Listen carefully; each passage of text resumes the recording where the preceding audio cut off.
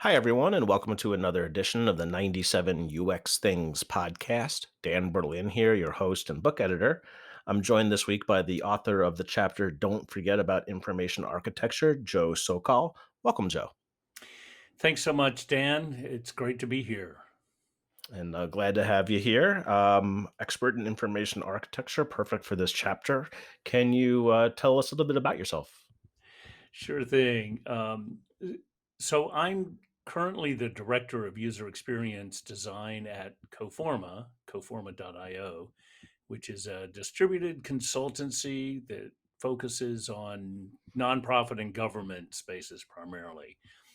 As we like to say, we're impactful by design. We craft creative solutions and build technology products that improve the communities you serve. So I have a long experience in consulting as well as products. So this is a bit unique.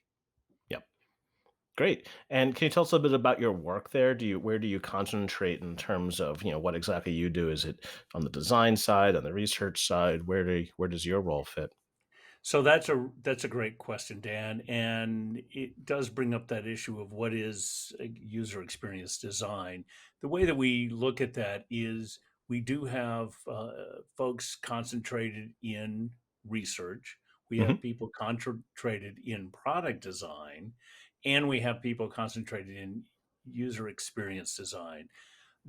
Primarily, the folks that I lead work in the interaction design space, crossing over between research with usability research where needed, Hmm. but we don't have very strict divisions as well. It's more Yep. of a rather than Venn diagrams, it's more of a minestrone Okay. of experienced things and information architecture and content strategy and behavioral design where we can, as well as product marketing when that's needed. So there are different teams that have different focuses. The one I lead, again, focuses more in the experiential aspects of design. Hmm. Okay. Great. And can you tell us about your career trajectory? How did you discover UX initially, and how did you wind up where you are today?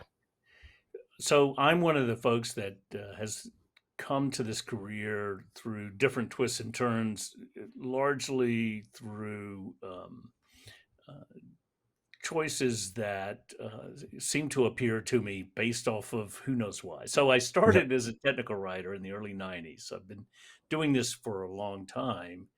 I was writing instructions, procedures, and process documentation. What to do to enter information, what are the procedures to do that, and how does this system work? Yep. And then I moved into writing online help and then in the mid 90s kind of thing and designing how people use content online.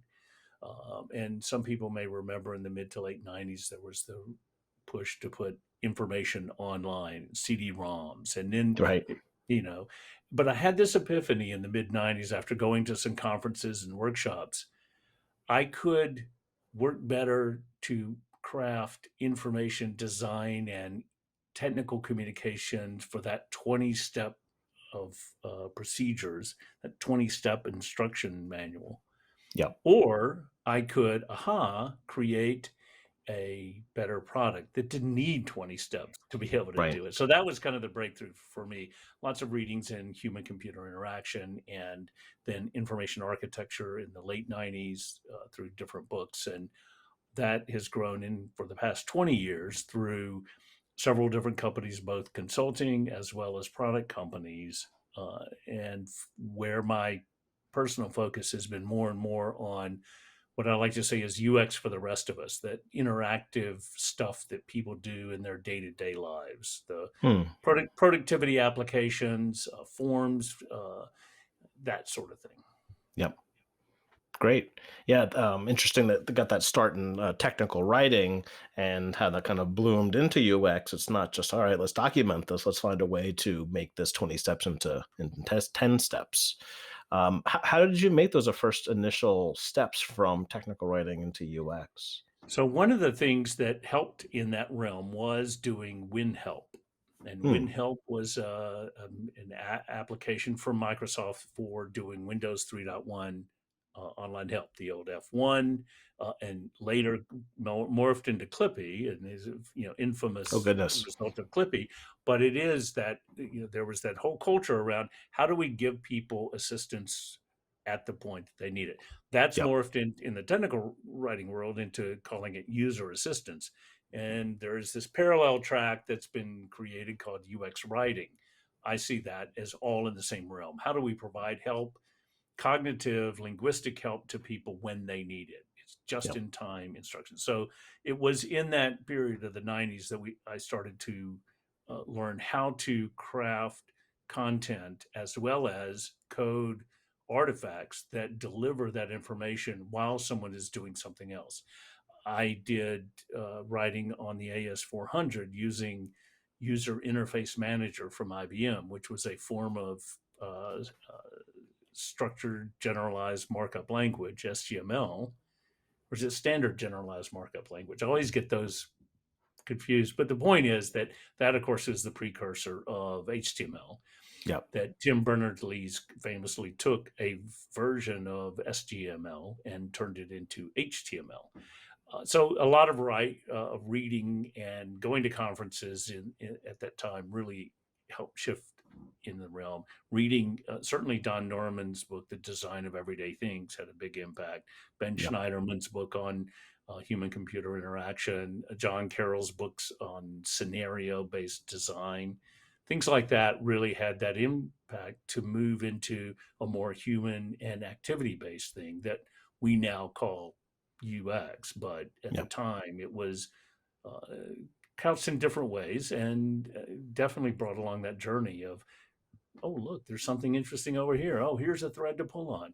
Having worked in radio back in college and a little bit of commercial radio, it's the same sort of thing of pulling on threads. You look at the back of an album or the back of a CD cover and you see, oh, this song was written by someone named McTell, and who is that? And then you find a blues album of Blind Willie McTell, and well, where did he come from? And how did Hmm. Statesboro, Georgia enter into that? And all those sort of threads that you follow did the same Sure. thing to create this career of user experience for me. Interesting. I like that. That following the thread of the music in design, we're following the thread of the information and the user experience. Um, Thanks for that, Joe. Let's dig into your chapter. Don't forget about information architecture. Can you tell us about that, please? So this is a topic that's very important to me. I went to the very first Information Architecture Summit, which was held in Boston at the Logan Airport Hilton in 2000. And it was held there because we were all just way too busy to take a whole week off of work because of the whole .com era. Hmm. But it was definitely a watershed moment for me to get to know Lou Rosenfeld and Peter Morville, who wrote the so-called Polar Bear book, the Information Architecture for the World Wide Web book that had come out just a little bit before that. Yep. But what I learned in that was about how information architecture organizes and classifies stuff, digital stuff, we'll say, so people can find and use it. Hmm. And so while information architecture has existed as a field or as a term or something for more than 20 years, lately it's taken a back seat to that other areas of UX. And yet, an information architecture always exists, whether it's intentional or not. My point in the chapter is to try to have people think about and focus on the intentionality of organizing and classifying things so that people can find their way around information. They can find the elements that matter to them to help them do their job, to help them complete their tasks, to help them gain knowledge, do whatever it is that they're doing when they encounter a digital experience.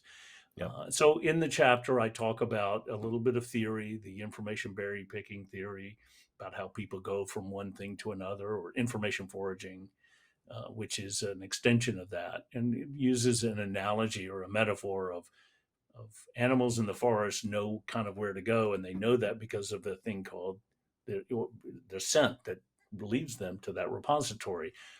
we talk in information terms and the information sent. Mm, Does that link look like it might take me to the place that I need it to go?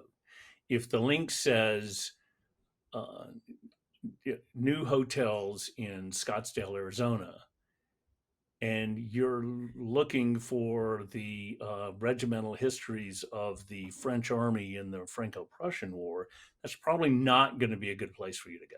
You're indeed. probably going to pass by that. On the other hand, if you're looking to do a Frank Lloyd Wright journey and go to Taliesin West for a few days, the Scottsdale hotels might be a good choice. So it's about send information. It's about organization of those information items that certainly helps. Yeah, and the relationship between those. And labeling those relationships. You mentioned, so people can find and use it. Really, Yes. the start of the design process. A lot of folks just dive into design of like, all right, let's put this here and figure out what this interaction is. But tell us a little bit about that. What that first step should be in terms of determining how people can find and best use it. I think that the best practice always is to start with an understanding of what's there. So Mm, in the chapter, I tell the story of organizing our basement, where we had, like a lot of people, you just had lots of stuff over the years accreting and throwing into the basement or piling up of, we'll get to that one of these days. And instead, we just don't. So a friend of mine helped us take a three-step approach to that organization. Put like with like, decide what to retain versus what to trash or donate, and then label and store items based on how you live. yep. Really starting with that base inventory and categorizing that.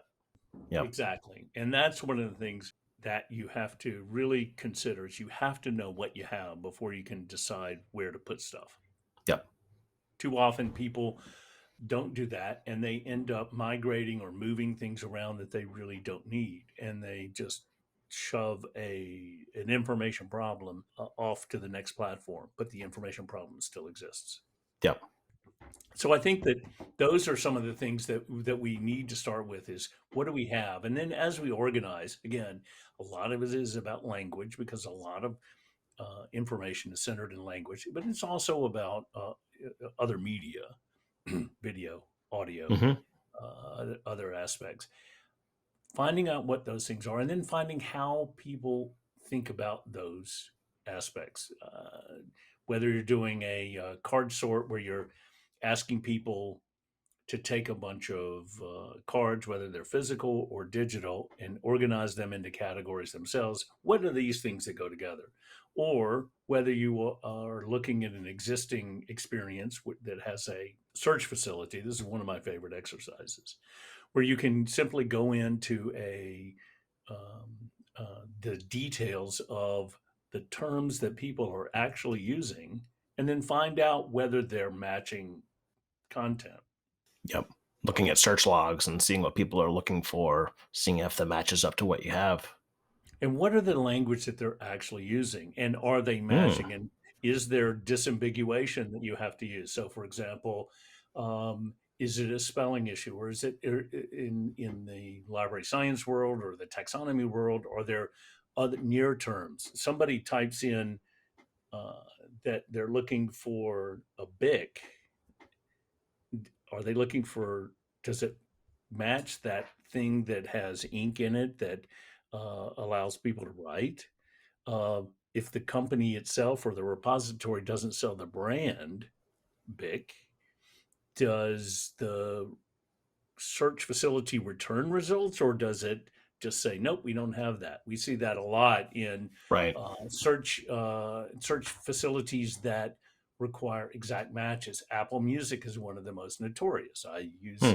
I have a huge number of music, and yet it requires sequential matching of letters. So if I type in Rory Gallagher, for example, one of the best guitar players who ever lived, and I miss one of the L's in Rory Gallagher, or if I am thinking about the Irish pronunciation, which is a lot softer in that GH, and maybe I spell it GALA GE, I leave the H off. Well, in Apple is just doing a matching, just a Right. sheer matching of letters. There's no intelligence behind it. So understanding what the languages people use, and then that helps understanding how you approach that organization and classification, as well as the retrieval. Yep. One of the other aspects that is that's tied into that is what we call wayfinding, is not just what are the objects and what are they called, but where are they and how do we know how to get there? Hmm. I would say this to people: anybody who says it has to be 3 clicks or less just gets to immediately go to jail. Do not pass go. Do not collect $200, because that doesn't matter. What does matter is that it is sensible to go the places they go. Yep. That what are where are they going and how do they get there, and tying that back to the information that we have, and helping people get there. I know there's this the idea of semantic spreading, where you have the initial idea that you have, but all the things around it are activated. Absolutely, absolutely. And one of the quotations that I have in my chapters from a friend of ours, Jorge Arango, who said, IA is the only activity, the only discipline concerned with the structural integrity of meaning across Mm, contexts. As you said, it's that context that information exists, not just in a silo of information. And that's where a lot of companies make mistakes, is they do reposit their information in silos, thinking everything just goes in this one thing, but not realizing that they are semantically connected, as you said. yep, it's really funny you mentioned context. I don't. That was one of the very first notes I took here in our conversation, even when you were introducing yourself, of how the importance of context in information architecture and how that helps people find what they need. Absolutely. And the idea of context, literally the touching together of things, is critical to any sort of structured experience. Um, there's another great book that Andrew Hinton wrote called Understanding Context, that highly recommended, where he also introduces the work of J.J. Murray and his wife, whose name I'm blanking on right now. I'm sorry.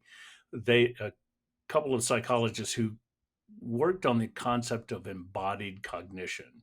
That is and that's a core concept in areas of UX. We don't spend enough time on it, but especially in information architecture. I know where I am, but I know where I am based off my surroundings and my environment. And I know where I can go. That's part of that, is Hmm. that there is a sense of where you can go. Part of embodied cognition is being in the dark, reaching for the glass of water and knowing where it's going to be. There is muscle memory, but there is cognitive perception of where that thing is or should be. And where frustration and anxiety occur is when those things are broken or they don't Hmm. exist. When people go to reach for that water and knock it off, or Right. their water isn't there, or it's a cactus. Yeah, and so in digital experiences, this may manifest itself in the navigation and the wayfinding, as you mentioned, and folks trying to find what they're looking for there, or in the search of what words are they using and what words are most popular, or in everyday life. Right, we're very familiar with wayfinding with just the signs around us. Right. Yes. What else about information architecture? What else is important to convey here? Well, I think that the biggest thing is to be intentional and not to do it as an afterthought. And unfortunately, I was on a project that had wonderful visual design. It had great concepts of technology and very complex mathematical, deep financial sort of models, but they had not thought about how this stuff was going to be organized. And so they brought me Mm, in late in the game, and I had to try to, pull things apart and put them back together. And that's too hard to do. So information architecture should be done intentionally and at the beginning. yep. Well, it's similar to user research, right? We hear that a lot in terms of, all right, we have to do our if we don't do user research and rebuild something, it may not necessarily align with what users expect, right? This is what you're describing is is the epitome of that, is the foundation of that. If we don't know how users think about the space that we're talking about, how can we design for it? Exactly, exactly. And so I think that being intentional is critical in this. Do you hire an information architect if you could find one? But more importantly, I think what you do is you practice good information architecture in the sense that if in the sense in a plastic architecture, so to speak, physical architecture, you may not have an architect, but if you've got a good electrician who also knows about spatial arrangement and the way people live, then maybe you can use that person for that. Mm, I, there is this concept in architecture and it's in plastic architecture of that the meaning occurs around not just the building or the walls, but it's the lives lived within those.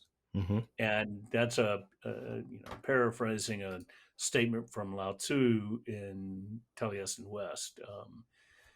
That idea that these are lies. So when you think about concentrating on information architecture, it does come right down to people, and that's why user research is also so important. Yep. That's why a lot of the activities when we talk about doing uh, doing information architecture, it means finding out what is the stuff that's around the inventory, and then saying what are the stuff that we need to keep, or what is the stuff that's redundant or trivial.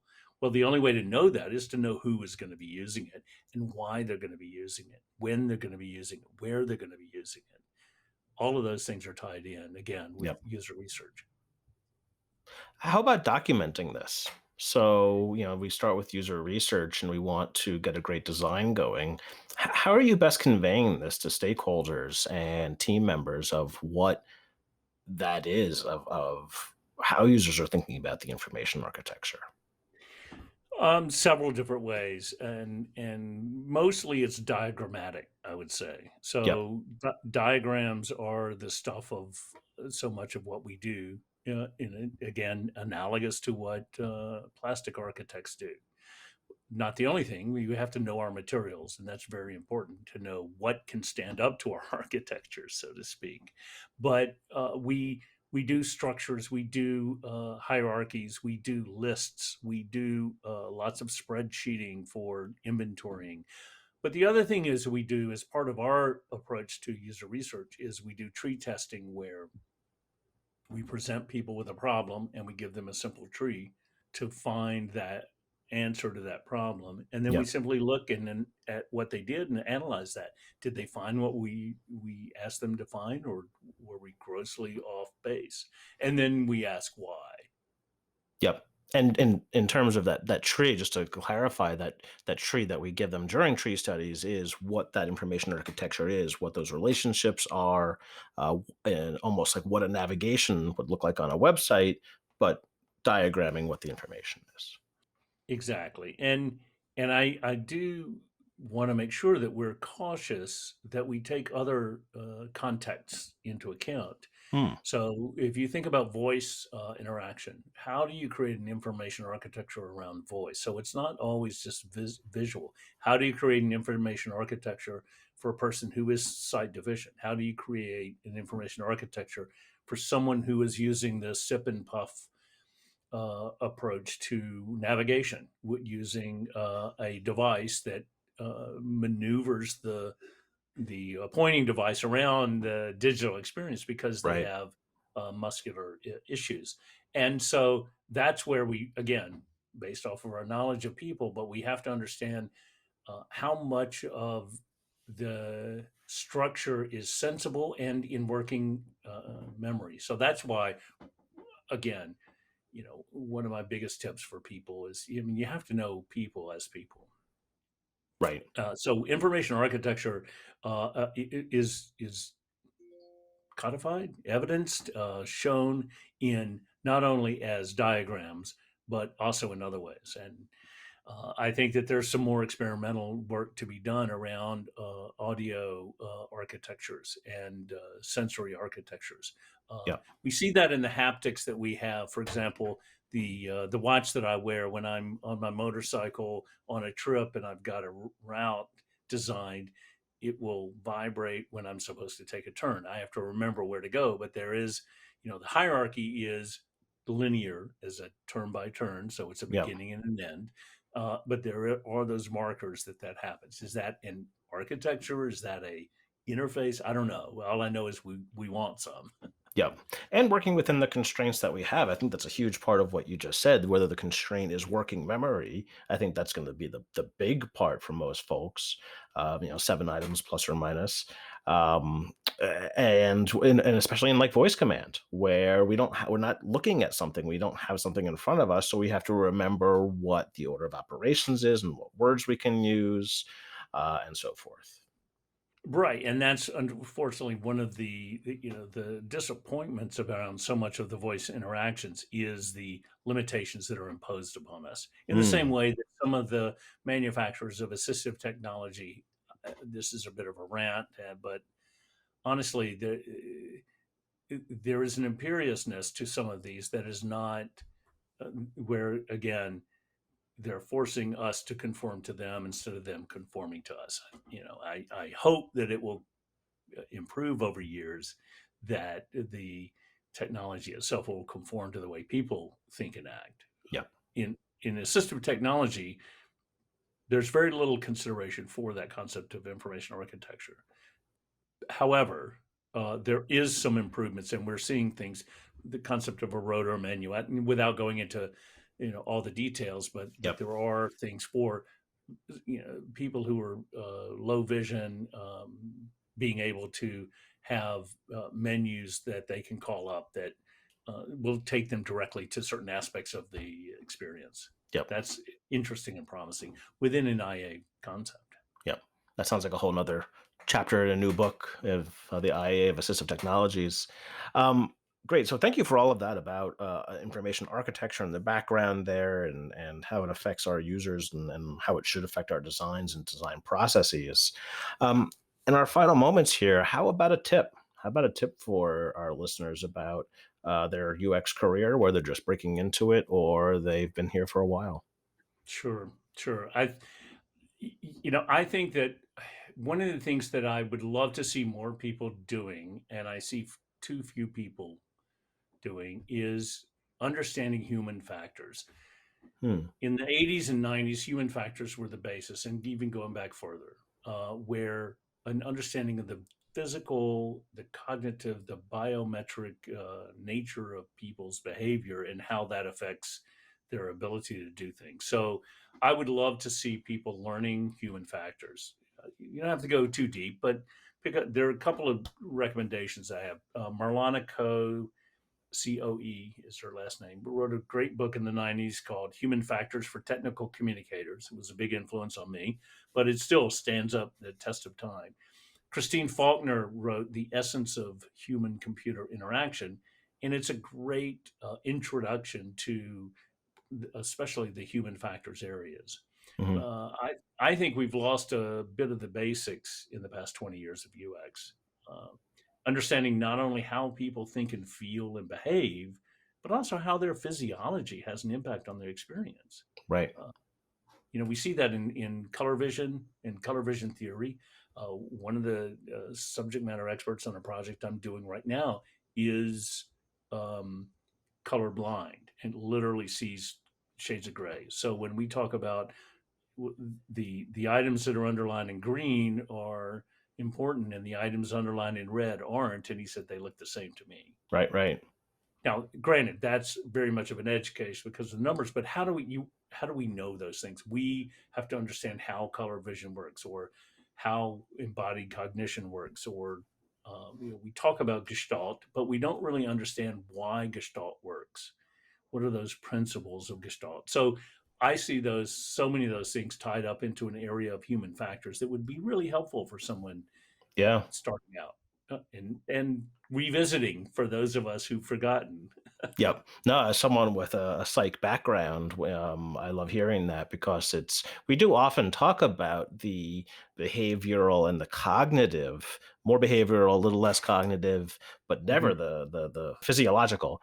And we never talk about that. And that is where color blindness comes in. And that is where a lot of accessibility needs comes in. And if we talked about it on the regular, then we should be talking about accessibility on the regular. Absolutely, Yeah. absolutely. Well, Joe, this has been an awesome chat. I really appreciate you not only writing the chapter in the book, but taking the time to chat with me today. And I hope you enjoyed this. Dan, as always, it's been great. It's so great to chat about this, and I really appreciate the opportunity to talk about information architecture and all things UX. Awesome. Well, this has been a lot of fun and very informative. This has been the 97 UX Things podcast. Dan Berlin here, your host. I've been joined today by Joe Sokohl, who wrote the chapter Don't Forget About Information Architecture. Thanks for listening, everyone. You've been listening to the 97 UX Things podcast, a companion to the book 97 Things Every UX Practitioner Should Know, published by O'Reilly and available at your local bookshop. All book royalties go to UX nonprofits, as will any funds raised by this podcast. The theme music is Moisturize the Situation by Consider the Source. Joshua Berlin is the podcast transcript editor, and I'm your host and book editor, Dan Berlin. Please remember to find the needs in your community and fill them with your best work. Thanks for listening.